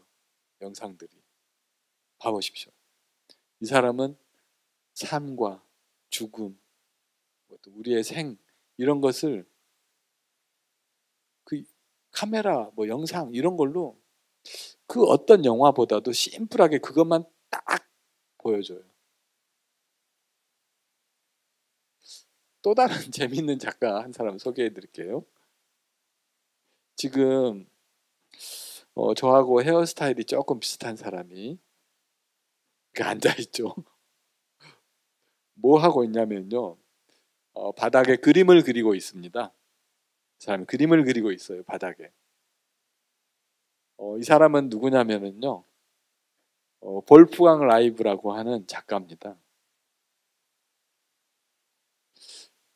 이 사람의 작업 과정은 여기 써져 있는데 자연을 가꾸고 일구는 농부처럼 철저하게 자연의 생성 주기와 흐름에 맞춰 진행된다. 봄, 여름, 가을, 겨울에 따라서 그가 채집하는 대상은 다르고 기다리고 인내하고 해가 뜨면 들에 나가고 해가 지면 수확물과 함께 돌아오고 보따리 들고 자연에 가서 뭘 채집해요. 그래서 그걸로 작품을 해요. 이 사람은. 인공 물감 이런 거 안 써요. 여기 보면 우선 거주지 인근 들판에서 흔하게 존재하는 민들레, 송화, 개암나무, 미나리아 제비, 이끼, 꽃가루 이런 걸 채집해요. 종류와 색상, 형태별로 분류해서 병에 넣어요. 지금 이 사람 예술을 하고 있는 지금 예술을 하고 있는 상황입니다. 여러분 이거 이 사람 놀고 있는 거 아니에요? 채취하고 있는 거죠. 그리고 나서 조그만 채에다가 아까 그 꽃가루를 떨쳐요 바닥에. 저 이거 실제로 본 적 있거든요. 어, 그 유럽의 프랑스의 보르도에 있는 CAPC 뮤지엄이라는 데서 실제 봤는데요. 전시장 바닥에 이런 시멘트 바닥에 이 노란 꽃가루가 네모나게 한 1.5m, 1.5m 정도 사각형으로 딱 있는데 스포트가 딱 켜져 있는데 그게 진짜 그 어떤 추상화보다 약간 반짝반짝해요. 그러면서 아주 그 마트한 그 건조하면서도 유기적인 그런 느낌? 말로 설명하기 힘들어요. 근데 정말 이게 보고 있으면 정말 아름답더라고요. 색이 그 색 자체랑 그 공간에 그것도 이제 이 사람이 하는 어떤 행동 이런 걸 알고 있으니까 여러분 혹시 시간이 되시면 내년 봄에 이렇게 한번 벌판에 나가서 한번 모아보세요. 집에 하나 한 점 이렇게 해보시면 어떨까 싶습니다.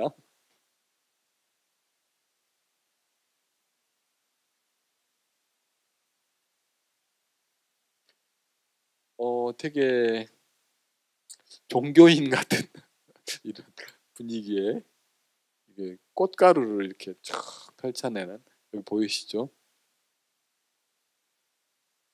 볼프강 라이브는 독일 연세가 많아요. 나름 1950년 출신인데 이 사람은 도교 철학자 또 현대예술가 뭐 브랑쿠시라든지 라오츠 뭐 이런 가르침 받고 독일과 인도에서 가족과 함께 했던 어떤 삶의 경험.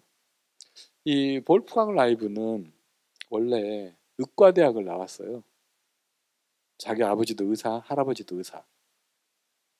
이 사람이 의과대학을 졸업하고 자기 아버지한테 부탁을 합니다. 아버지 제가 이번에 의과대학을 마치는데 제가 평생 지금까지 아버지가 하자는 대로 아버지가 원하는 대로 착실하게 그런 삶을 살았는데 딱 한 달만 내 마음대로 살 수 있게 시간을 제가 가져보면 어쩔까요? 이제 의과대학 마치고 이제 취직하고 그러면 이제 정신이 없을 거 아니에요. 일하고 막 시간이 없어. 휴가가. 유럽 사람들 휴가 많이 가긴 하지만 아버지가 아주 마음에 쏙 들던 아들이 착실하게 할아버지도 나도 의사인데, 응? 의과대학 나오고, 그래, 뭐 네가 뭐 하고 싶은데? 그랬더니 이 사람이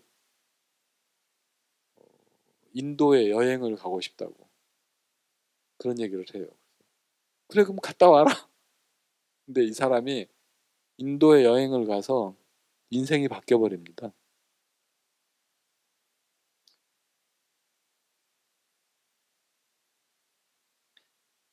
인도에 여행을 갔는데요. 돌을 깨는 스님을 봐요. 그 이상한데.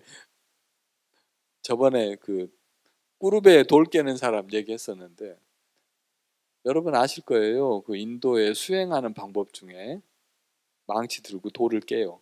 하루 종일 돌을 깨.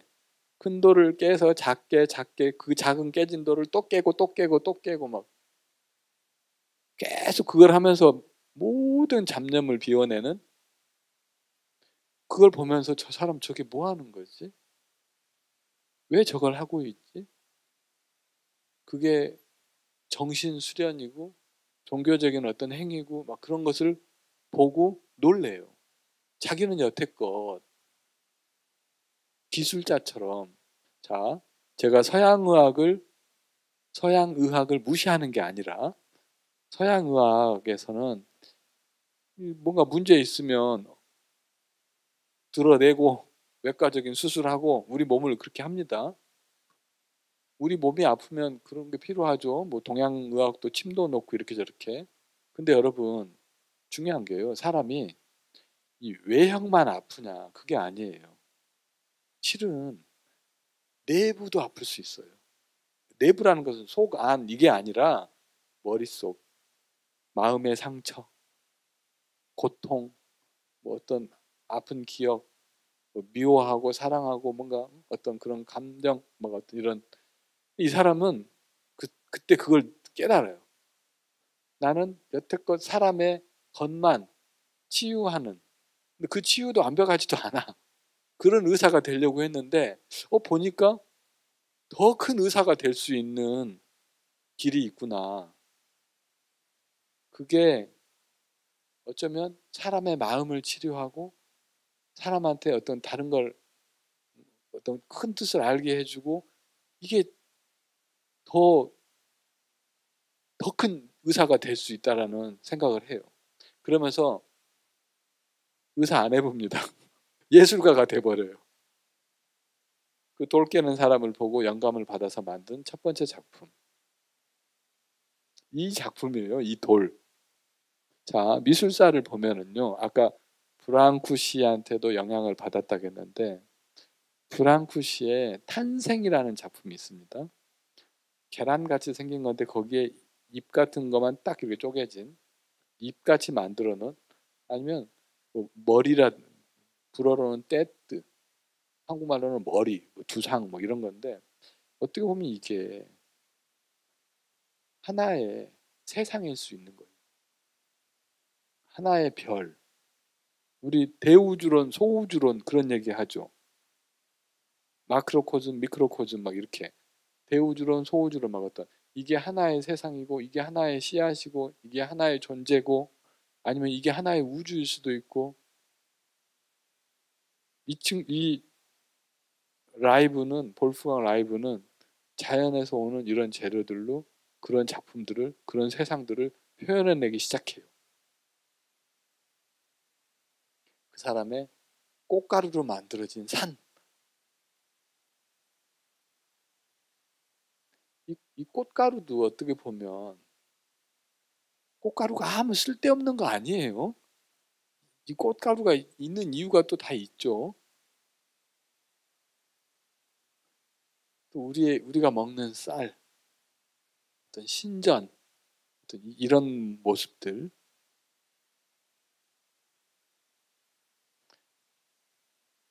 자, 한 톨의 쌀이 얼마나 때로는 소중합니까? 우리가, 아니면 하루의 식사? 이게 여러 의미가 있어요. 어떻게 보면 여기다 의미를 부여하자고 하면 볼프강 라이브는 이런 어떤 자연에서 오는 재료, 이런 내용들을 가지고 우리의 어떤 삶의 어떤 질문을 던지는 그런 작품을 해냅니다. 자, 이제 또 다른 작가님을 소개할 텐데 이 사람도 되게 재밌는 사람이에요. 제임스 터럴이라고 하는, 제임스 튜렐 이렇게도 하고 제임스 터럴 이렇게도 발음하는데요. 이 사람 원래 대학에서 물리학, 심리학 전공했고 나중에는 항공기 조종사를 했어요.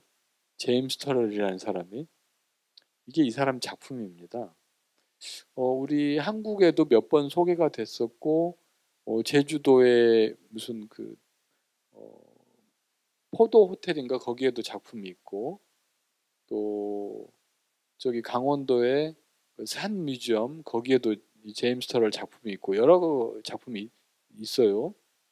제가 얼마 전에도 서울시립미술관에서 또 조그만 작품 하나 본 적도 있고 가끔 한국에 소개가 돼요. 지금 살아 있고 이 사람 작품은요 전시장에 가면 아무것도 없어요.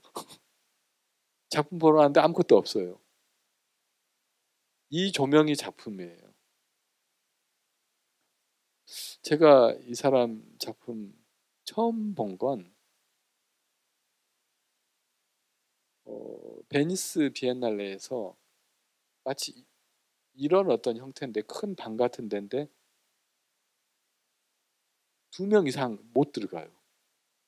그리고 신발 벗고 조심스럽게 요 공간 안에 가서 근데 앞이 벽면인데 벽면이 빛이에요. 근데 이게 이 빛이 특이해요. 앞에서 쏘는 것도 아니고 뒤에서 조심스럽게 밝혀지는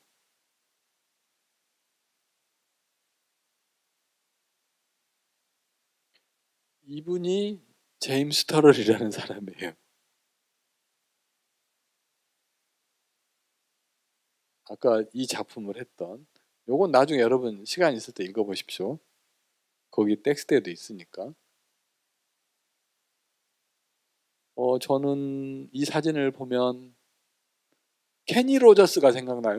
그 가수 케니 로저스.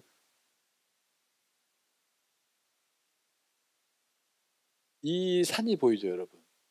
이 산 앞에서 이 사람이 사진을 찍었는데 그 이유가 있어요.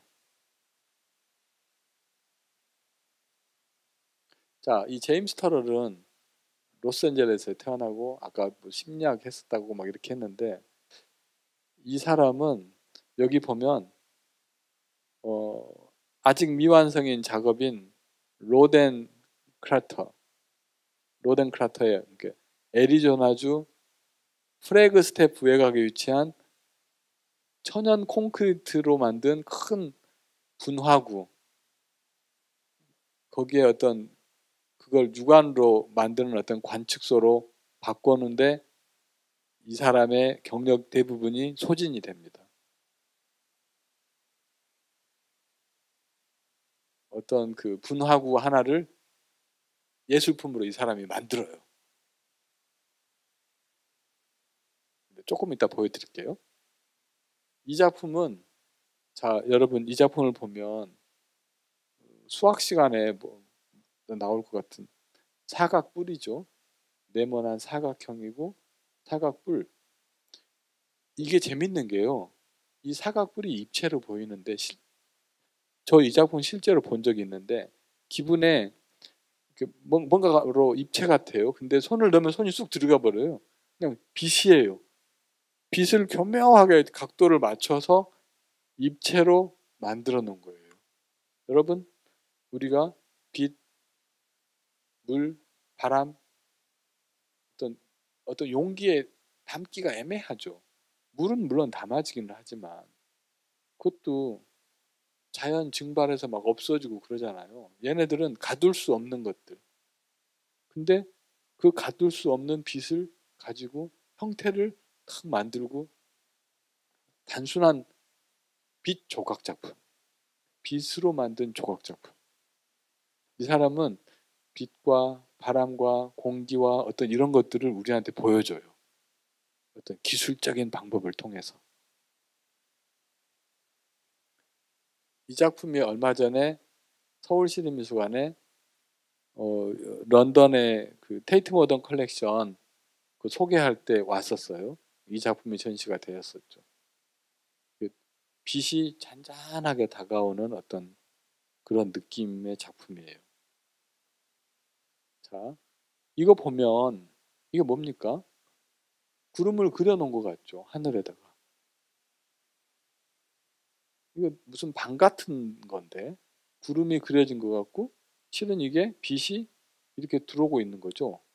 그러니까 여기가 천정이 열려 있는 공간이에요. 사진 하나 더 볼까요? 자, 여기는 사우나?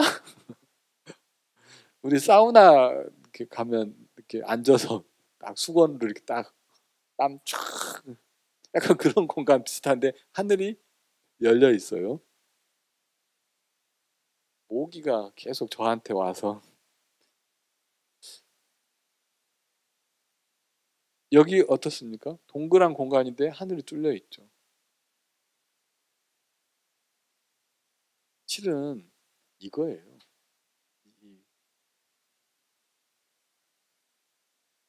이건데요. 이렇게 됩니다. 이 계단을 탁탁탁 타고 내려가면 방같이 들어가지고 실은 이렇게 되어 있고 사람 여기 들어갈 수 있어요. 그리고 더 멀리서 보면 이렇게 돼 있어요. 저 애리조나 어디 뭐 모르겠습니다. 저 애리조나가 어딘지는 잘 근데 아무튼 뭐 눈에 보이는 데는 뭐 없어요. 거의 이 분화구에 이런 걸 만들고 콘크리트로 뭐 이렇게 해가지고 이렇게 해서 여기 안에 들어가면 하늘을 보는. 근데 자 질문을 우리 해보죠 한번. 우리 하늘 안 봅니까 평소에? 하늘 보죠 늘. 근데 내가 미술을 보러 갔는데 어떤 공간에 하늘만 딱 해서 보면 달리 보여요. 그게 흔한 하늘이 아니에요. 또 내가 일부러 보는 거예요. 프랑스 철학자 중에 피에르 프랑카스텔이라고 하는 사람이 있는데요. 피에르 프랑카스텔이 무슨 얘기를 했냐면요. 세상은 이미 완벽한데 예술가들은 자꾸 쓸데없는 것을 만들어낸다. 저 그 말 되게 공감했어요. 아니 작년에 아트페어 때요. 광주 우리 아트페어 때 어떤 분 와가지고 아니 왜 요새 화가들은 도자기를 그려? 아 실제 도자기도 아니고 도자기 그림이 도자기예요. 그림인데 도자기가 그려졌어요. 아 도자기를 사는 건 이해하겠는데 왜 도자기가 그려진 그림을 사지? 얼마 전에 도자기 그림 엄청 인기였어요. 최영욱 씨라고 화가 유명한 분 그분께 제일 세요. 도자기 백자. 그것도 요새 건 백자에 밑에가 산수가 살짝 그려져서 그게 가장 최근 거예요. 그분 거 보면 시금태가 도자기에 쫙 가서 표면이 진짜 도자기 같아요. 정말 잘 그렸어요. 근데 그분 도자기 말고도 아주 이 작가 저 작가 여러 작가들이 도자기를 막 그려갖고 아트페어에 내서 그러니까 세상은 이미 완벽한데 예술가들은 왜 쓸데없이 산 그리고 바다 그리고 응? 약간 그런 논리 있잖아요. 이 사람은 그 심리학 전공하고 뭐 그랬다는데 나중에 비행사를 했어요. 비행사. 비행기를 몰고 하늘을 올라가면 세상이 너무 아름다운 거예요. 빛과 바람과 구름과 막 이것들이. 이 사람은 자기가 느꼈던 그 감동을 어떻게 사람들한테 보여줄 수 있을까? 그렇게 하다 보니까 유명한 아티스트가 됐어요. 작품 엄청 비싸요. 뭐 이런 얼토당토 않은 걸 자기 전 재산을 막 들여서 만들고 작품을 남기는 거죠. 인생은 짧고 예술은 긴 것처럼 또 한편 이 작품은 엄청 오래 갈 것 같은데.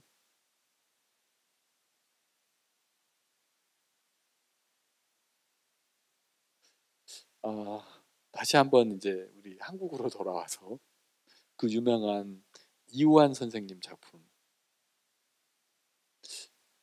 이우환 쌤 작품은 자 여러분 이게 뭡니까? 뒤에는 이제 저는 아니까 이건 철판이에요. 약간 구부러진 철판이고 이건 돌이에요. 이 돌을 선생님이 직접 뭐 조각했냐? 그건 아니죠. 어디서? 옮겨온 거죠. 저는 제가 아까 백남준 쌤 작품을 보고 정말 감동을 받았다고 했는데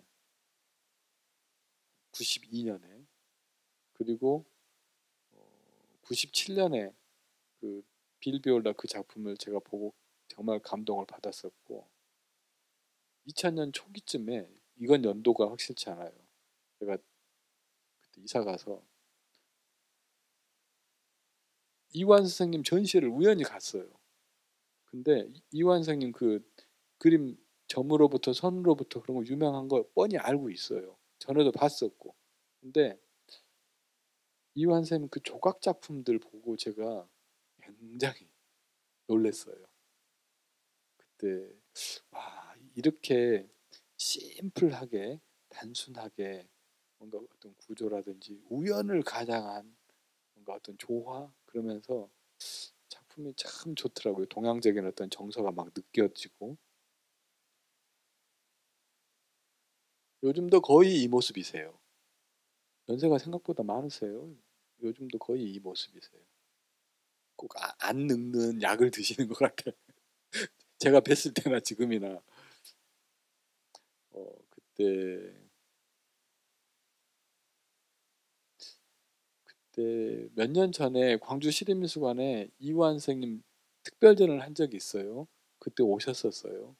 그 같이 사진도 찍고 막 포스터에 막 사인도 해주시고 그랬었는데 이완 선생님은 36년생이십니다. 연세가 많으시죠.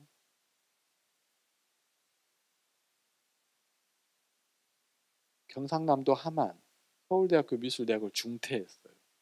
일본으로 건너가서 철학과를 졸업했어요. 철학과 나왔어요. 미술대학 안 나왔어요. 근데 이분이 미술을 해요. 일본의 모노파라고 하는 그쪽 말로는 모노하 뭐 이렇게 부르는 미술 운동 그룹이 있는데 이 모노하에서 그 텍스트 작업, 모노하의 이론을 설립했어요, 이분이. 그러면서 한국적 아니 한국적이란 말은 아니고 동양적 뭔가 미니멀리즘, 현대미술 약간 이런 쪽의 어떤 선구자 그런 역할을 하셨죠. 이완 선생님은 그림도 좋고 작품도 다 좋은데 글도 좋아요. 이완 여기 시간의 진동이라는 뭐 1988년 시간의 진동 아니고 시간의 여울이라는 책이 또 있는데 저는 그 책을 보고 되게 이렇게 현대 미술을 잘 설명하고 자신의 어떤 예술가로서의 어떤 삶, 예술가로서의 세상을 보는 눈, 세상을 해석하는 방법 이걸 쓰셨는데 여러분 혹시 시간이 있다면 한번 이완성님 책을 사서 보기를 추천해 드립니다. 새 거 사지 마시고 알라딘 중고서적에서 헌놈 사세요. 있을 거예요 분명히. 글이 참 술술술술 익혀요. 제가 그 한 대목 얘기하자면 이완 선생님 그 서양 음식과 동양 음식을 설명한 텍스트가 있거든요. 워낙 기가 막혀서 제가 말씀을 드릴게요. 그 책에 나온 얘기예요. 동양 문화와 서양 문화의 다른 점을 그걸로도 설명합니다. 자, 여러분. 서양 식당에 유명한 식당에 가면은요. 여러분은 굉장히 수동적인 자세로 앉아. 웨이터가 앉으라 그래요. 거기 앉아요. 앉은 순간부터 나오죠. 그러면 먹습니다. 계속 먹어요. 근데 이게 뭐가 있냐면 그 셰프가 정해준 걸 먹는 거예요. 주는 걸. 자유롭지 않습니다. 그냥 주는 거 먹어야 돼요. 하나 끝나면 다른 게 나오고 또 다른 게 나오고. 근데 우리 한국 식당은요. 한 상이 탁 차려져 있죠. 앉아요. 내가 젓가락을 들고 내가 요리를 합니다.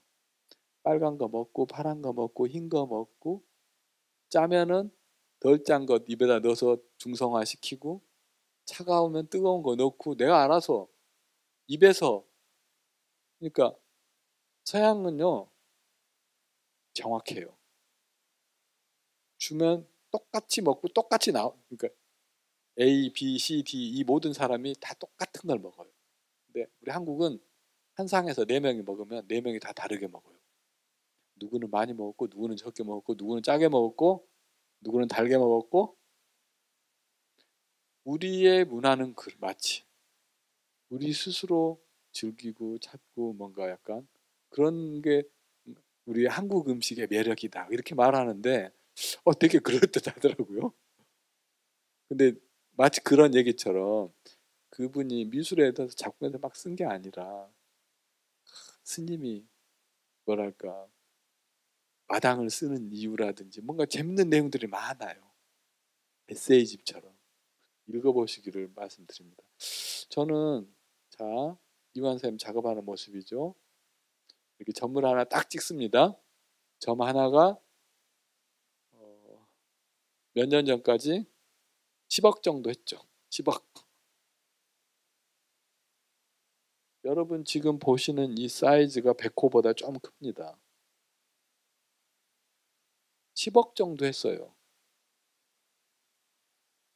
근데 작년에 이게 점으로부터고 이게 선으로부터고 이완샘 작품은 1974년, 75년 요 시기 때 것이 제일 비쌉니다. 20년 전에도 7, 8억 정도 했어요. 20년 전에 7, 8억하고 요즘 7, 8억은 얘기가 틀립니다.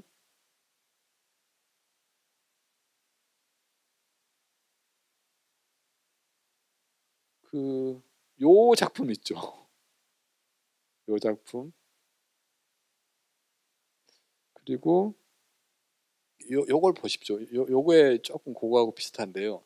작년에 이완샘의 동풍이라는 작품이 이건 이제 붓질이 이렇게 막 돼 있는데 약간 더 좀 자유롭게 된 거 있거든요. 그 그림이 실제 요보다 살짝 작아요. 실제 요보다 살짝 작은 그림이에요. 32억에 팔렸어요. 경매에서. 이완샘 작품 그때 신기록으로. 이완샘 한때 어려웠죠. 위작 시비도 있었고 여러 가지. 근데 작년에 국내 미술시장 경기 엄청 좋으면서 그 동풍이란 작업이 32억에 낙찰가 찍으면서 이완샘 다시 막 시장에서 핫한 이번 아트 광주에 이완샘 작품도 있어요. 한번 놀러 오십시오. 와서 구경하시라고. 사진을 마시고. 근데 저는 이제 이완샘 작품을 보면 그 생각을 합니다. 예를 들어서 이런 점이라든지 이런 것들이 저는 제 나름대로 제가 이완샘 작품을 설명하면은요. 여러분들 시골에서 연 날려보신 적 있으세요? 뭐 있을 수도 있고 없을 수도 있고. 저는 어려서 시골에서 연을 날려봤거든요. 연은 겨울에 날립니다. 여름에는 안 날려요. 이상하게. 왜 여름에 연을 안 날렸는지 이해가. 맨날 겨울에 추운 날 벌벌 떨면서 그 논 이렇게 있으면 막 노적 이렇게 쌓아놓은 거 있죠. 거기에 양지 바른 데서 딱 등지고 앉아서 연을 날리면 연 날리고 있는 저는 굉장히 뻣뻣해요. 춥고 떨리고 앉아서. 근데 그 연이 실을 통해서 50m, 60m 저 멀리에서 연이 자연스럽게 자유롭게 막 날아다니죠. 저는 덜덜덜 떨면서 가만히 있는데 내가 날리는 연은 너무 자유롭게 막 마치 그 느낌처럼 이완 쌤은 화면에 점을 탁 찍어요.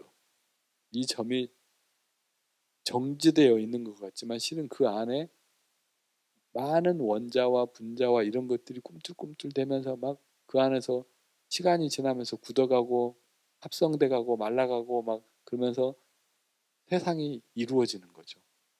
그 세상 한 점을 내놓는 거예요. 점으로 선으로 막 이러면서. 그렇게 생각하면 그럴듯하지 않습니까? 사진처럼 산과 들과 바다와 빌딩을 막 그리는 게 아니라 그냥 이 세상의 어떤 현상을 탁 하나 만들어. 제가 이완쌤 작품 본 것 중에 제일 작은 것은 A4보다 조금 더 작은 사이즈인데요. 종이가 엄청 두툼한 종이가 있더라고요. 거기에 손으로 연필을 이렇게 해가지고 손으로 막 문댔어요. 근데 그거 하나 근데 모르겠습니다. 가격은. 근데 그걸 제 아는 동생이 지 이제 소장품인데 형님 이거 제가 갖고 있는데 이완쌤 거 보여주는데 되게 부럽더라고요. 이렇게 저는 그렇게 두꺼운 종이를 처음 봤습니다. 거의 시멘트 아니, 우리 시멘트가 아니라 스레트라는 물건이죠. 스레트 그것처럼 두툼한데 종이가 거기에 되게 액자 없어요. 그냥 그것만 딱 있는데 되게 좋더라고요. 그거 아주 귀하게 상자에 딱 넣어갖고 보관하고 있더만요. 그래서 이완샘 작품은 보면서 그런 생각 한번 해보십시오. 연이 날아가듯이 화면에서 점이 탁 찍어져서 세상을 표현하고 있는 이완샘이 이런 어떤 조각 작품들 유명하죠. 자, 제가 좀 이게 강의를 하다 보면요. 제일 이게 앞에 서서 강사 입장에서 제일 불안한 게 시간을 못 채우는 거. 그런 거 있죠. 1시간 반 해야 되는데 막 하다 보니까 다 했어요. 근데 1시간 반 해야 되는데 1시간 10분 했어요. 그러면 어떡합니까? 20분? 뭐 노래를 해야 될까요? 춤을 춰야 될까요? 근데 저는 좀 일부러 여유 있게 준비를 해와요. 부족하면 안 되거든요. 근데 이제 그 뒤에도 여러 내용이 있으니까. 자, 이 작가도 되게 재밌는 작가인데요. 여러분, 이거 사진이죠. 이 사진에 여기 뭐죠? 동그라미가 하나 있죠, 사진에. 사진에 동그라미가 하나 있어요. 이거 어디입니까? 어디 어디 뭐 어디 막 어디 히말라야나 어디 막 어디 그런 데 같아요, 기분에.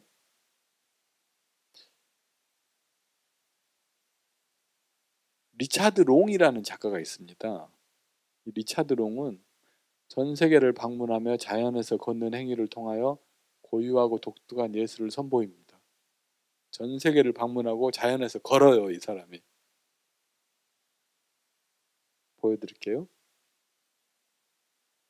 이렇게 영화배우 같아요. 이분도 거의 수준이.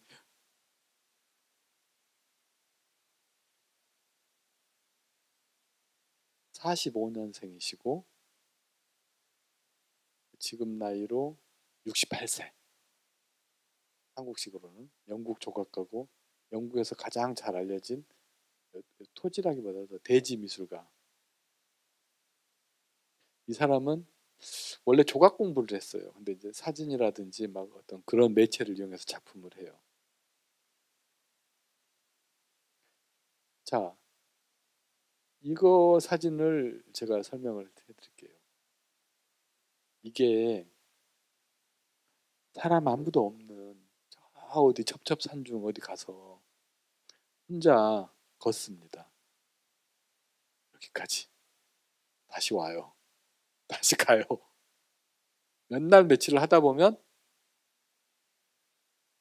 이게 생겨요, 길이. 그리고 사진을 찍어요. 인간은 어떤 존재입니까? 직립보행을 하는 거주 이전에 있는 자유로운 영혼이. 이게 아무것도 아닌 것 같아도 이 사람 목숨 걸고 하는 행동입니다. 정말 먼 데 가서 캠핑카 같은 거 끌고 가서 뭐 먹고 자고 막 해가면서 걸어요. 이렇게 진실하게. 그리고 그걸 사진으로 찍어서 전시회를 해요. 비싼 가격에 팔려요. 이 얘기는 덤이고 세계 미술관의 컬렉션이 돼요. 실제 이게 보시죠? 걸어서 만든. 여러분 예술적 경험하고 싶으신 분 한번 사람이 없는 곳이 어디일까요? 우리나라에 어디 가서 열심히 막 걸어서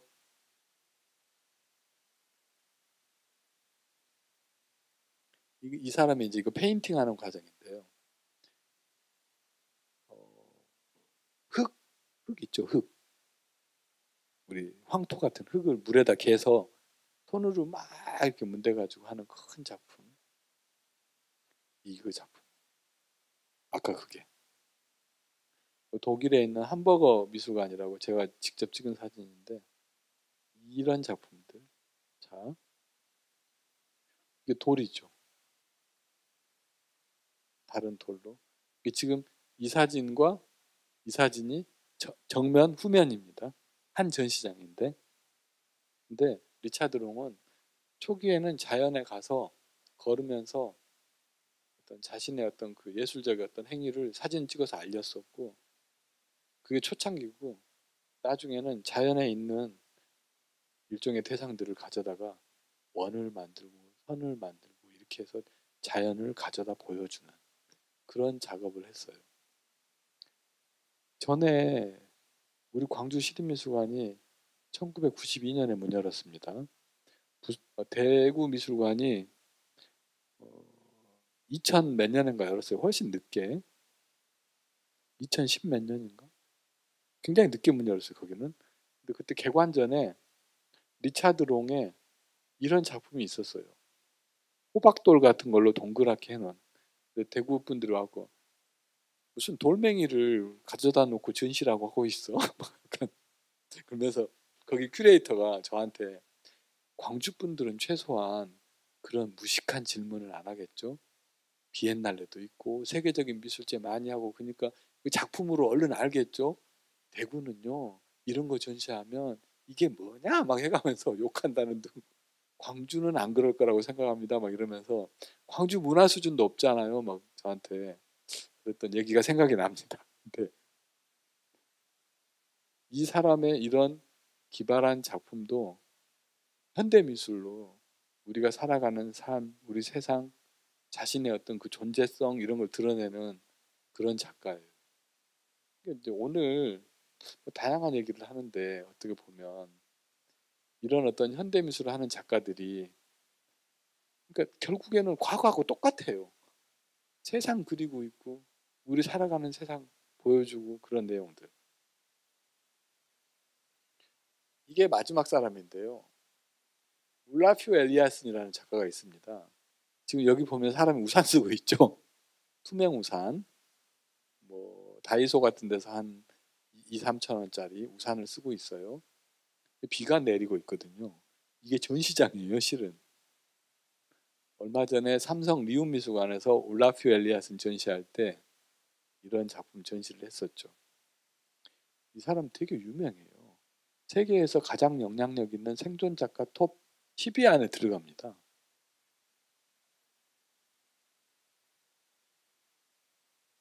이게 그 사람 프로필 사진이에요. 이게 런던의 테이트 모던에서 했던 일기 프로젝트라고 그 기상 프로젝트 그런 제목의 작품인데요.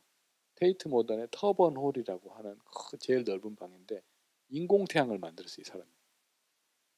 그 사람들이 여기 일광욕 하듯이 막 누워서 막 태양을 가져다가 한 것처럼 죄송합니다. 태양을 가져다가 전시를 하는 것처럼. 이 사람의 또 다른 작품은요. 아이스버거 큰 거, 빙산 같은 걸 실어다가, 지금 이게 런던이고요. 이게 지금 이 브릿지가, 이 다리가 여기 세인트폴 대성당이고, 이 다리를 건너면 아까 제가 말씀드린 테이트 모던 미술관이에요. 런던에서 최고의 현대 미술을 하는 공간. 옛날에 화력발전소였던 것을 미술관으로 개조했죠. 거기 마당이에요. 아이스버거 큰 걸 막 가져다 놓고 빙산이 녹고 있어요. 실제로 안 봤는데 실제로 보면 느낌이 대단할 것 같아요. 얼음덩어리 큰 걸 가져다 놓고 얼음이 점점 작아지면서, 근데 우리 사실 매일 보죠. 구름, 저 오늘도 아까 옥상에서 구름을 보는데 구름이, 큰 구름이 막 꿈틀꿈틀 막 요동치고 있던데, 마치 그런 느낌일 것 같아요. 큰 정원에 우리가 물 안개, 안개 막 이런 거 이 사람 만들어요. 자연의 현상을 만들어요, 이 사람. 기술적으로. 제가 이 사람 작품 본 것 중에 하나는 네모난 아주 직사각형인데 구름이 그 안에, 이쪽에서 만들어져 가지고 구름이 안에 있어요. 그 구름이 어떻게 생기냐면요. 기상과 온도 차이 막 그렇게 그 조건이 맞으면 구름이 생기거든요. 실제 우리 비 오고 막 이럴 때 저쪽 증심사 근처 막 가면 구름 속에 있을 수도 있어요, 사실. 근데 그걸 눈앞에 유리 상자에 인공적으로 만들어서 막 보여줘요. 이 사람 그런 걸 하는 작가예요. 여기는 베르사유 궁전 십자못이거든요, 파리에 있는. 거기에 가상의 큰 인공 폭포를 만들었어요. 우리 겸재 정선 선생님의 박연 폭포가 생각나는. 여기 사람들 구경하고 있고, 얼마 전부터 그 베르사유 궁전에서 1년에 한 번씩 현대미술 작가를 초청해서 마음껏 자기가 뭔가 예술을 해볼 수 있는 어떤 그런 기회를 주는데, 울라피오 엘리아슨이 했을 때 작품입니다. 이제 이 사람이 그 초창기 때 세상을 이루는 어떤 요소들, 원자, 분자 막 이런 걸 상상해서 만든 소품들이고요. 이 정도로 제가 오늘 현대미술 얘기를 마치겠습니다.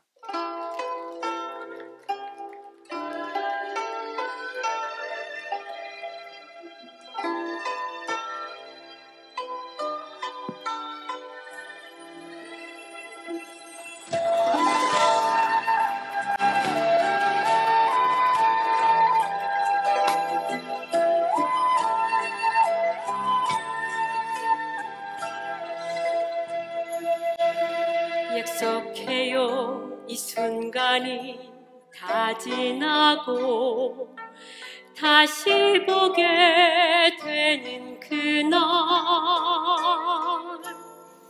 모든 걸 버리고 그대 곁에 서서 남은 길을 가리란 건 인연이라고 하죠. 거부할 수가 없죠. 내 생에 이처럼 아름다운 날 또다시 올 수 있을까요? 고달픈 삶의 길에 당신은 선물린 걸, 이 사랑이 녹슬지 않도록 늘 닦아 비출게요.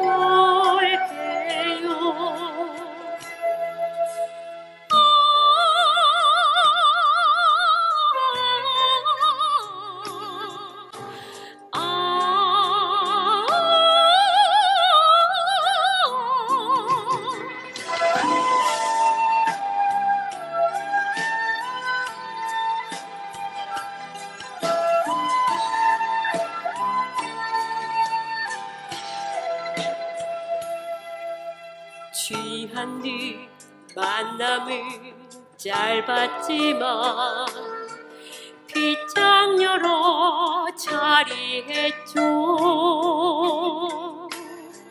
맺지 못한데도 후회하지 않죠. 영원한 것 없으니까. 운명이라고 하죠. 거부할 수가 없죠. 내 생에 이처럼 아름다운 날 또다시 올 수 있을까요? 하고픈 말 많지만 당신은 아실 테죠. 먼 길 돌아 만나게 되는 날 나를 놓지 말아요. 이 생에 못한 인연, 이 생에 못한 사랑, 먼 길 돌아 다시 만나는 날 나를 놓지 마요.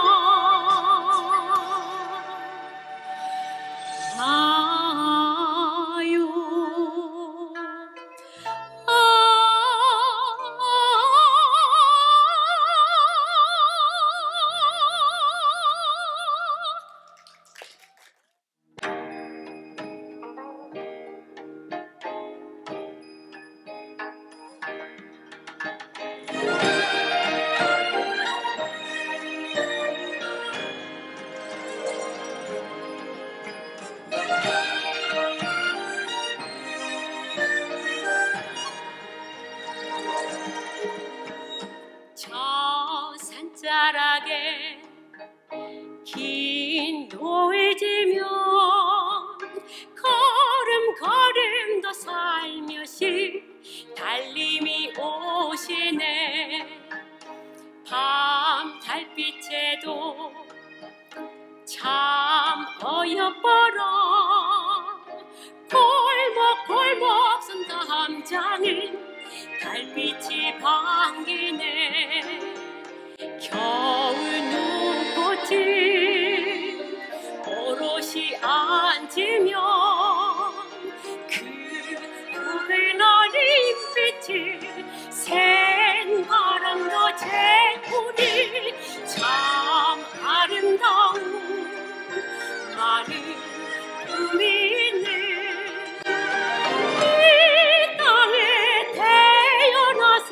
행복한 내가 아니냐. 큰 바다 있고 푸른 하늘 가진 이 땅 위에 사는 나는 행복한 사람 아니냐.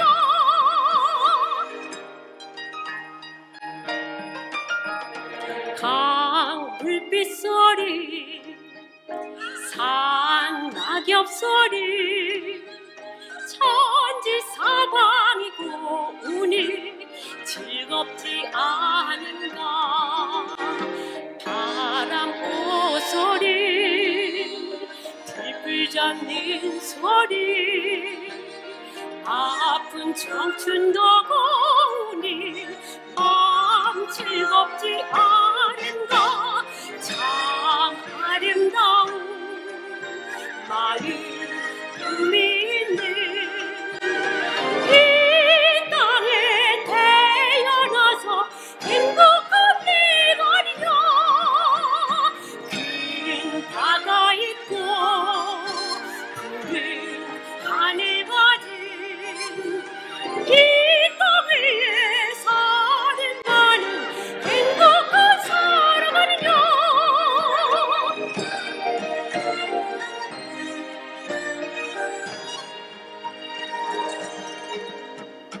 그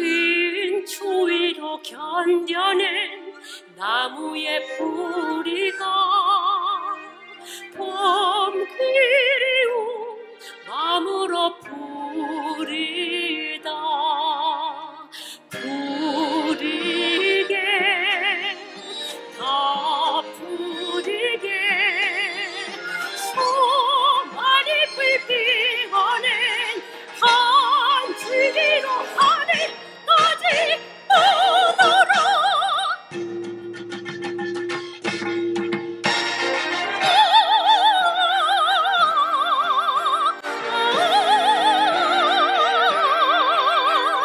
이 땅에 태어나서 행복한 내가 아니냐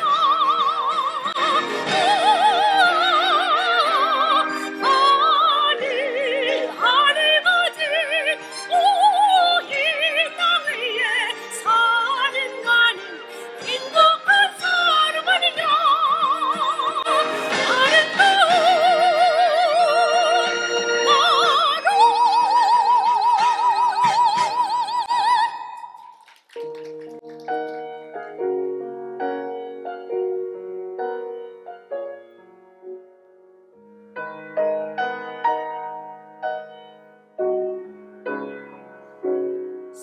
사랑이 너무 많아 올 수 없다면 내가 갈게 말 한마디 그리운 저녁 얼굴 마주하